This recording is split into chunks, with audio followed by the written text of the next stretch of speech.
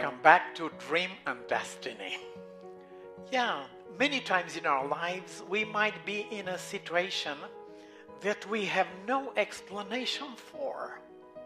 That rationally speaking, we should have taken that step, or people that advised us would never send us on that way, but we are in that situation apparently with no exit.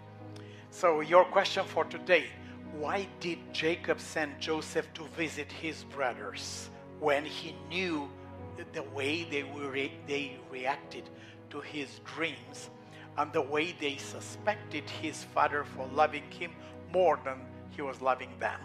Why did Father Jacob send Joseph there?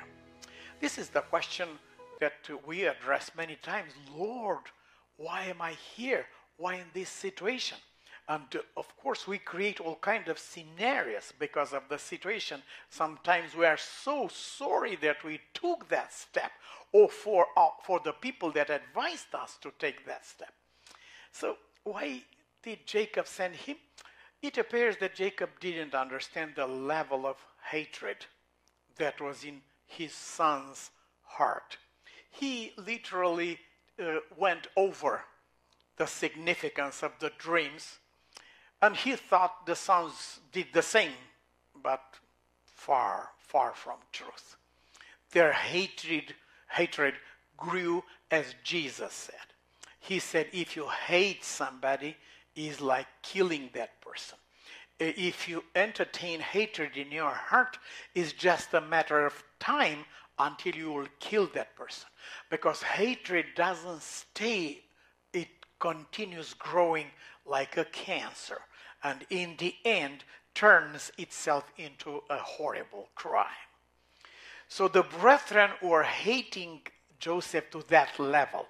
They reached the level of criminal envy against his life. Why did he go? He was a very enthusiastic, loving brother. He just forgot their reaction of hatred against him. He just ignored the fact that they didn't say a friendly word to him, and he supposed that now when they will meet, they will be friendly to him. They will even be happy that he went to ask and bring news to their father about him. How wrong he was. But what about God? Didn't God know that all these things will happen? Yes, he knew. And he let that dangerous course of things go on because it was part of his plan. He was going to turn that one most dangerous act of all. He was going to turn that act, according to Romans 8:28, into a blessing for the whole family. He is rewarding all the time, not with the same kind of things that we manifest. We hate, and he sent us back love. That happened at that time. That was in Joseph's heart. It was love for his brethren. That's why he went so enthusiastically. And then the Bible tells us that Joseph went full of hopes in the midst of his brethren, but things turned into the wrong direction, unimaginably wrong. Jacob would have never sent him there if he would have imagined what will happen to this young man.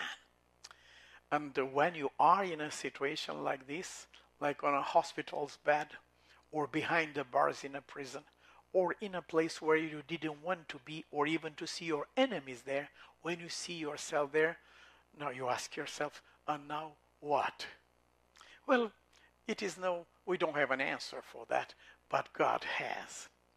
It is not important what is going on. It's important in what can God transform that situation. He promised that he will put all things to work together to good. Working together, but such a situation like that we are going to meet right away, and in our next meeting, an attempt to the life of Joseph, a heinous crime like that.